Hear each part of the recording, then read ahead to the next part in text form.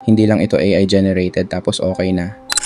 Sa Rocket Fix Editing Services, ginagamit namin ang eksaktong mukha na binibigay ng aming mga kliyente upang siguradong sila yan, angkop at hindi magiging ibang tao.